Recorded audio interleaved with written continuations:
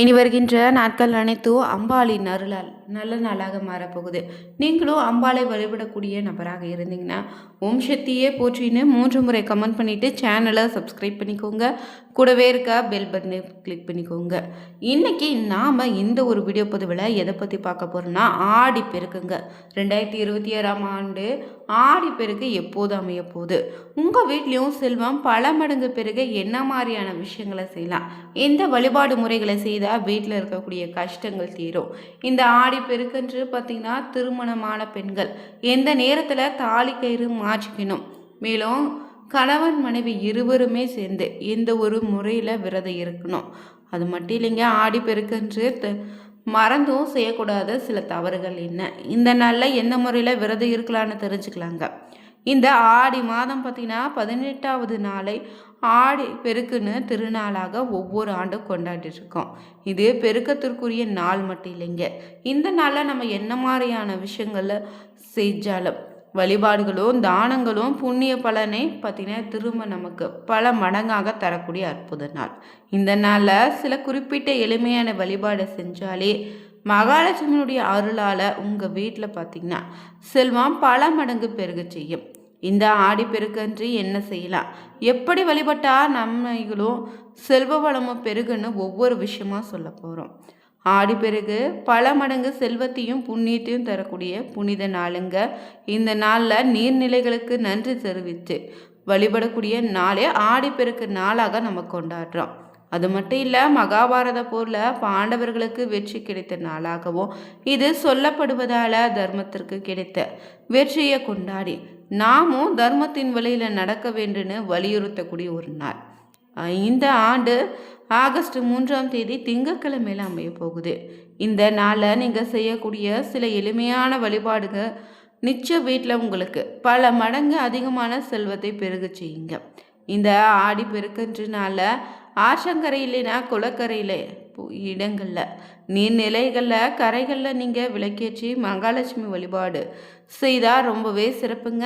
நீர்நிலைகளை காவேரி அன்னையாக பாவிச்சு மஞ்சள் குங்குமம் பூ வெற்றிலை பாக்குன்னு மங்கள பொருட்களை சீராக படைத்து வழிபட்டிங்கன்னா நிச்சயம் உங்கள் வாழ்க்கையில் மங்களங்களை பெருக செய்யலாம். அது மட்டும் இல்லை, இந்த நாளில் புண்ணிய நதிகள் குளங்கள் கடல் புனித நீராடிட்டு முன்னோர்களுக்கு நீங்கள் செய்ய வேண்டிய தர்ப்பணம் போன்ற சடங்குகளை செய்தால் ரொம்ப சிறப்பு. முன்னோர்களுக்குரிய வழிபாட்டுக்குரிய இந்த நாளில் முன்னோர்களின் ஆசையை வீட்டில் நன்மைகளும் மகிழ்ச்சி பெருகுன்னு சொல்லுவாங்க. திருமணமான சுமங்கலி பெண்கள் ஆடி பெருக்கு நாளன்று வீட்டுலேயே தாலி கயிறு மாற்றிக்கலாங்க. திருமணமான பெண்கள் வருடத்தில் பொதுவாகவே பார்த்திங்கன்னா 2 நாட்கள்லாம் தாலி கயிறு மாற்றிக்கொள்வது சிறப்பு. ஒன்று மதுரை மீனாட்சி திருக்கல்யாணத்தன்று, மற்றொன்று இந்த ஆடிப்பெருக்கு நாளுதாங்க. இந்த ஆண்டு ஆடிப்பெருக்கென்று தாலி கயிறு மாற்றிக்கொள்ள காலை 7:45 முதல் 8:45 வரையிலான நேரம் நல்ல நேரமாக அமையப்போகுது.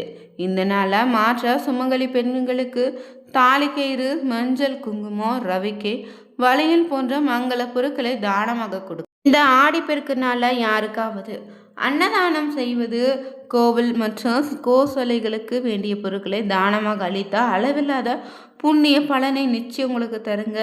இது ரொம்ப கடுமையான கர்ம வினைகளை கூட கரைத்து விடுன்னு சொல்லுவாங்க. மேலும் மஞ்சளில் விநாயகர் பிடிச்சு வச்சு இந்த நாளில் விநாயகர் வழிபாடும் செய்யலாம். மஞ்சளோடு கொஞ்சம் தண்ணீர் இல்லைன்னா பசும்பால் வெட்டு பிடித்து வெற்றிலை இல்லைன்னா வாழை இலையின் மீது வைத்து விநாயகரை வழிபடுங்க. இது எளிமையான வழிபாடாக இருந்தாலும் சக்தி வாய்ந்த வழிபாடுங்க. இதனால் உங்களுக்கு இனி தடைகளை நீக்கிடும், சுப காரியத்தில் ஏற்படக்கூடிய தடைகளை விலக செய்யுங்க. அது மட்டும் இல்லை, பசுமாட்டிற்கு பூஜைகள் செய்து அவற்றுக்கு தேவையான உணவுகளை கொடுத்து வழிபடலாங்க. இந்த ஆடி பெருக்கு நாளில் தினசரி வீட்டில் சமையலுக்கு நீங்கள் பயன்படுத்தக்கூடிய அரிசி, பருப்பு போன்ற பொருட்களை குறையாமல் வாங்கி நிரப்பி வச்சிடுங்க. அது மட்டும் இல்லைங்க, தங்க நகை வாங்க முடியாதவங்க செல்வம் பெருக இந்த நாளில் கல்வுப்பு மஞ்சள்னு சிறிதளவாவது வாங்கி பூஜை அறையில் வச்சு மீண்டும் நீங்கள் பயன்படுத்திக்கலாம். இந்த ஆடி பெருக்குனால குபேரருக்கு நாணயங்களை அர்ச்சனை செய்து வழிபடலாம். வீட்டில் குபேர பூஜை செய்தீங்கன்னா ரொம்பவே சிறப்புங்க. அது மட்டும் இல்லை, இந்த நாளில் சூரியன் மற்றும் புதன் கிரகம் சேரக்கூடிய நாளே ஆடி பெருக்கு என்பதால் இந்த நாளில் வீட்டில் நவதானியங்கள் வாங்கி வைத்து வழிபட்டால் ரொம்பவே சிறப்பான ஒரு பலனை ஏற்படுத்தும்.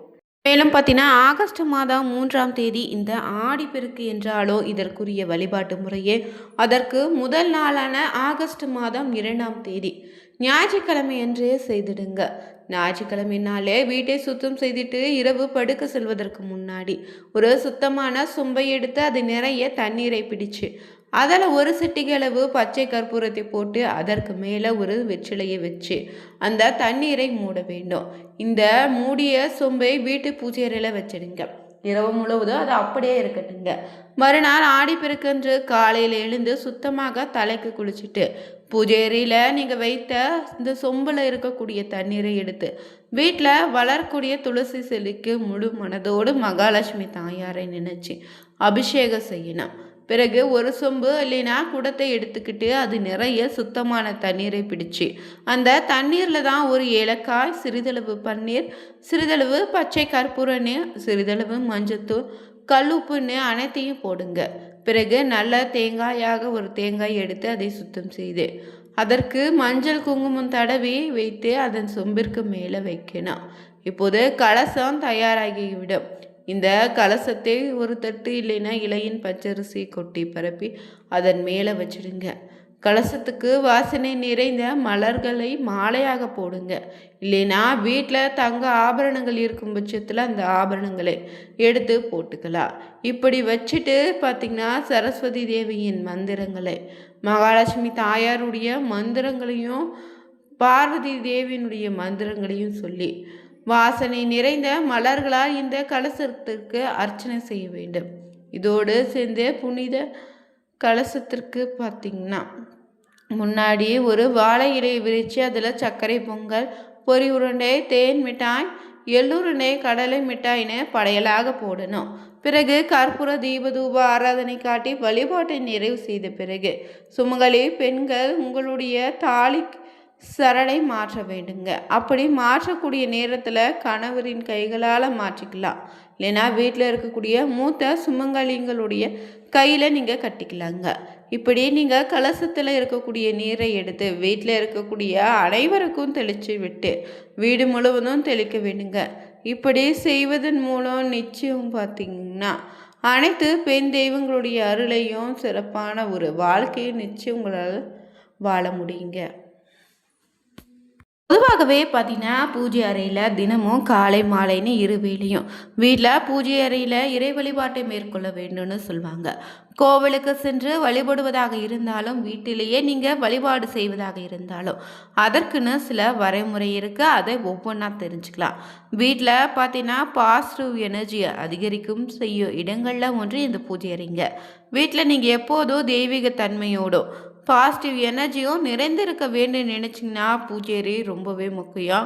பூஜை அறையில் நீங்கள் எத்தனையோ விதமான சுவாமி படங்கள், சிலைகள்னு பழமும் நீங்கள் வச்சுருக்கலாம். இதில் உங்களுடைய இஷ்ட தெய்வங்களுடைய படமும் இருக்கும்.